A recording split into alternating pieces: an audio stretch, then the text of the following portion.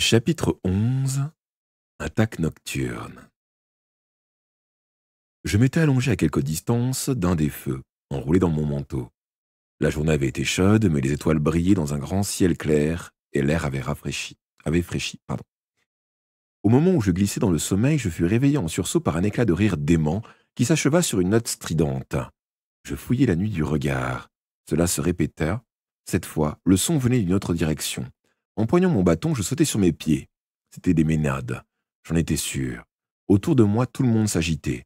Dans la lumière rougeoyante des braises, je vis luire le crâne rasé de Bill Orkwhite. À coups de pied, il recouvrait le foyer de poussière. Nous plongeons dans une obscurité relative. D'autres en faisaient autant dans le reste du campement pour que nos ennemis ne puissent plus se repérer qu'à la pâle clarté stellaire. Après quoi, il s'accroupit pour ne pas servir de cible, et je l'imitai. Des nouveaux cris retentirent derrière moi, plus proches.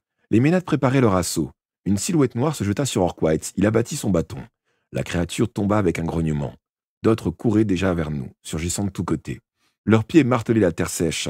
Attaqué sur ma gauche, je balançai mon bâton en arc de cercle et frappai mon adversaire à la tempe. Elle vacilla et s'écroula. D'un clic, je fis jaillir la lame. C'était une lutte à mort à présent. Les ménades m'encerclaient, brandissant de longs bateaux ou chargeant à main nue. Certaines l'avaient déjà tué, comme le prouvaient leurs boucles barbouillées de sang. Leurs bouches, barbouillées de sang. Je tourbillonnais sur moi-même pour les tenir en respect, conscient de ne devoir compter que sur mes propres forces pour me défendre. Elles étaient beaucoup trop nombreuses, et mes compagnons étaient dans la même situation périlleuse. Mon seul espoir était de réussir à rompre le cercle. J'attaquai donc, projetant mon bâton vers la créature la plus proche. Elle tomba, je sautai par-dessus son corps et m'engouffrai dans la brèche. Accompagné par des hurlements stridents, il fallait que je rejoigne Orkwhite, l'épouvanteur ou des sorcières, et que nous luttions côte à côte. Soudain, une ombre surgit sur ma droite. J'esquissai un geste de défense quand une main se referma durement sur mon poignet et m'entraîna dans l'obscurité. « Suis-moi, Tom !» cria une voix que je reconnus aussitôt. C'était Alice. « Où m'emmènes-tu »« Pas le temps de t'expliquer, filons d'abord de là !» Je la suivis en courant à travers le camp. Les bruits de la bataille diminuèrent. Alice ne ralentissait pas pour autant. Je la rattrapai et la retins par le bras. « Je n'irai pas plus loin !» Elle se retourna, ses yeux étincelaient dans la pénombre. J'insistai. « Il faut faire demi-tour, nous battre avec les autres. On ne peut pas les abandonner comme ça. » Ta mère m'a ordonné de te mettre en sûreté à la première attaque, surtout s'il s'agit des ménades. S'il lui arrive quelque chose, nous aurons entrepris ce voyage pour rien. Ce sont ses propres mots. Elle m'a fait promettre, Tom. Pourquoi je ne comprends pas? J'ignore quelle stratégie ta mère a imaginée pour vaincre Lordine. En tout cas, tu y joues un rôle essentiel. Allons vers l'est. Avant l'aube, nous serons dans les montagnes. Les ménades ne nous y retrouveront pas.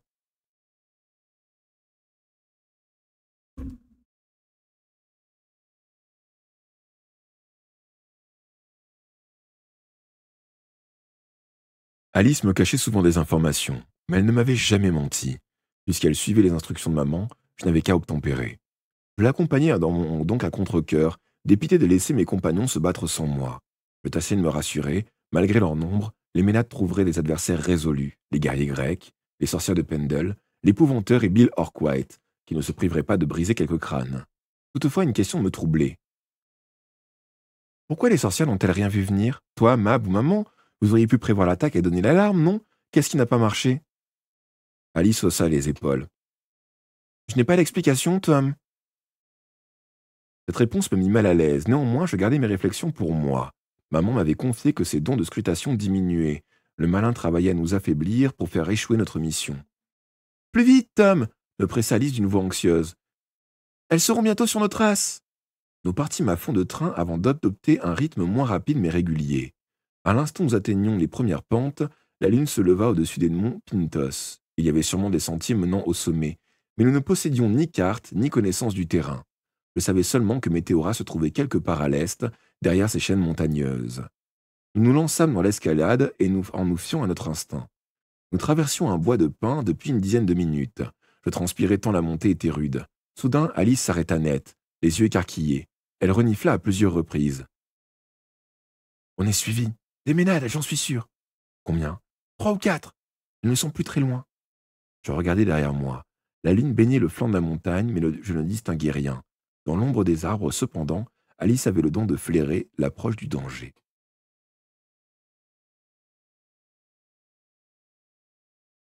Plus nous monterons, plus nous aurons une chance de dénicher une cachette, dit-elle. Nous reprîmes donc notre course, laissant bientôt le bois derrière nous. Le sol était devenu pierreux, escarpé. Je me retournai une deuxième fois. 4 silhouettes sombres suivaient notre piste. Elles gagnaient du terrain.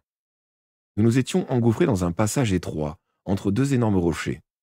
Quand j'aperçus devant nous l'ouverture d'une grotte, le sentier y menait tout droit. Nous n'avions pas d'alternative. On arrivera peut-être à les semer dans le noir, dit Alice. Elle renifla de nouveau. L'endroit me paraît sûr, pas de danger immédiat. Et si c'est un cul-de-sac, on sera prêt au piège. On n'a pas le choix, Tom. C'est ça ou faire demi-tour et affronter les ménades. Elle avait raison. Je battis le briquet pour allumer la chandelle que je gardais toujours dans ma poche et nous pénétrâmes dans la grotte.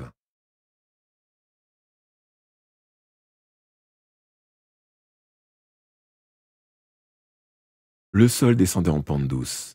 Il faisait plus frais qu'à l'extérieur. De temps à autre, nous nous arrêtions en tendant l'oreille. Aucun bruit de poursuite. Néanmoins, les ménades ne tarderaient pas à surgir. Je n'osais imaginer ce qui se passerait si nous ne trouvions pas d'issue. Le sentier semblait avoir été souvent utilisé, ce qui laissait penser qu'il conduisait quelque part. Il descendait toujours, et chaque pas nous emmenait plus profond sous la montagne. Soudain, nous perçûmes un tapotement régulier. Il provenait de la paroi, à notre droite. Presque aussitôt, le même bruit y répondit sur notre gauche. Qu'est-ce que c'est, Alice? Elle écouta concentrée. Aucune idée. Ce ne sont pas des ménades. Elles arriveraient par derrière. Elles arrivaient par derrière. À moins qu'il y en ait d'autres dans cette galerie. Le battement s'amplifiait, comme si un ennemi invisible frappait frénétiquement sur les tambours. Ça provenait parfois de la voûte, parfois des parois. Ça nous accompagnait, à croire que ça se déplaçait à l'intérieur du rocher. Étaient-ce des sortes d'élémentaux? Le bruit finit par faiblir, à mon grand soulagement. Le tunnel s'étrécissait, la pente devenait raide, le sol inégal était jonché de caillasses. Au bout de quelques minutes, nous émergeâmes dans une galerie plus large, qui montait vers la droite et descendait vers la gauche. Nous prîmes à gauche. Ici, de l'eau cascadait le long des murs et goûtait du plafond. Nous pataugions dans les flaques, puis le chemin se transforma en rivière peu profonde, et nous suivîmes sa course. Nous pressions le pas de plus en plus inquiets. L'eau montait peu à peu, nous en eûmes vite aux genoux. Le courant était si fort qu'il menaçait de nous entraîner. Nous entendions déjà des ménades s'interpeller derrière nous. Leurs cris se rapprochaient.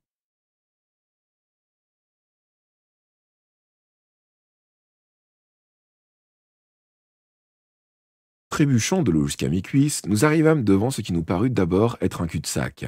Mais le niveau de l'eau restait stable. Il n'y avait pas eu d'ouverture. Elle aurait empli la grotte. Attends. S'il n'y avait pas eu d'ouverture, elle aurait empli la grotte. En regardant de plus près, je remarquai que l'eau s'écrasait contre la paroi en formant un violent tourbillon. Et on entendait en contrebas un fracas de cataracte.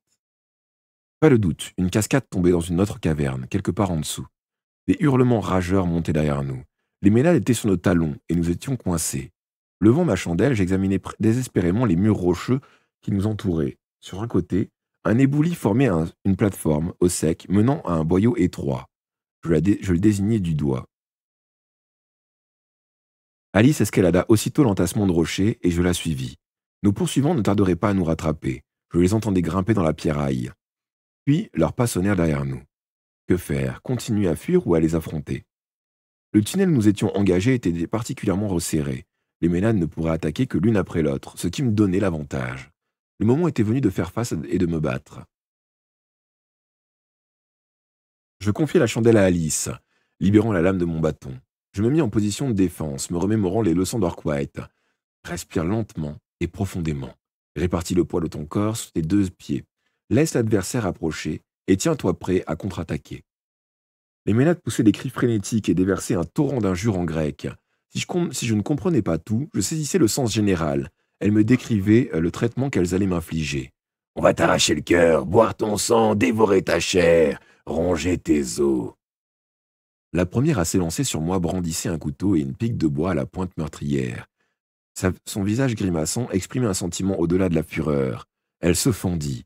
Je reculai d'un pas et la battis d'un coup à la tempe. La suivante se montra plus prudente.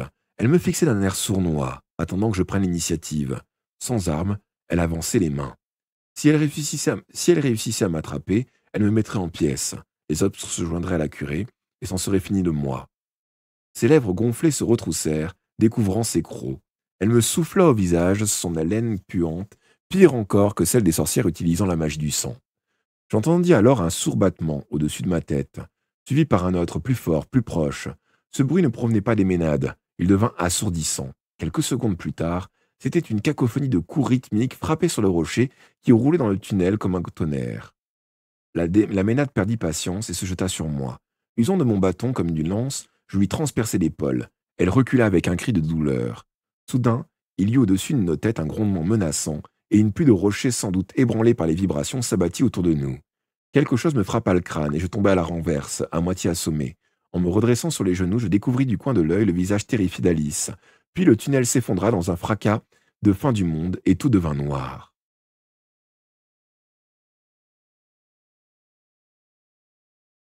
Quand j'ouvris les yeux, Alice était penchée sur moi.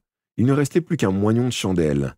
Un goût amer m'emplissait la bouche et je sentis sous ma langue un morceau de feuille, une des herbes médicinales qu'Alice conservait dans une bourse en cuir. Tu m'as fait peur, murmura-t-elle. Tu es resté inconscient des heures. Elle m'aida à me relever. J'avais une terrible migraine et une bosse de la taille d'un œuf sur le sommet du crâne. Il n'y avait plus trace des ménades.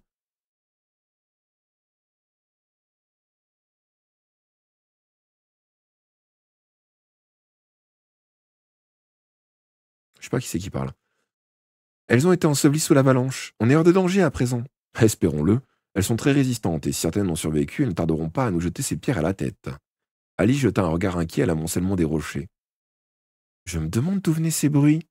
Ah, je préfère ne pas le savoir. En tout cas, ce sont sûrement eux qui ont causé l'effondrement du tunnel. Trouvons vite une sortie, Tom. La chandelle ne va pas durer longtemps. Encore fallait-il qu'il existe une issue, sinon nous étions perdus. Jamais nous ne réussirions à déblayer l'amoncellement de rochers. Certains blocs étaient si gros que même à deux, nous aurions été incapables de les déplacer. Nous suivîmes le tunnel en hâte. La flamme de la chandelle vacillait. D'une seconde à l'autre, nous serions dans le noir. Et nous ne reverrions peut-être plus jamais la lumière du jour. Je compris soudain que, si la flamme dansait, ce n'était pas seulement parce qu'elle menaçait de s'éteindre. Un filet d'air me caressait le visage. Il y avait un trou dans le rocher, mais était-il assez grand pour nous livrer le passage? Le tunnel grimpait lentement. Peu à peu, la brise se faisait plus forte, et je repris espoir. Enfin, nous aperçûmes de la lumière. Oui, il y avait une sortie. Quelques instants plus tard, soulagés d'échapper à ce qui avait bien failli nous... Quelques instants plus tard, soulagés d'échapper à ce qui avait failli devenir notre tombeau, nous émergeâmes sur un sentier accroché au flanc de la montagne. La lune pâlissait à l'approche de l'aube. Je repris le bout de chandelle, soufflai la flamme et le remis dans ma poche. Il pourra encore servir. Puis, sans un mot, nous nous mîmes en route, marchant vers l'est sur le chemin montagneux. Nous devions gagner le plus vite possible la plaine de l'autre côté. J'espérais de tout cœur que maman et nos compagnons avaient survécu à l'attaque des Ménades. Auquel cas, ils se dirigeaient vers Météora, et c'est là que nous les retrouverions.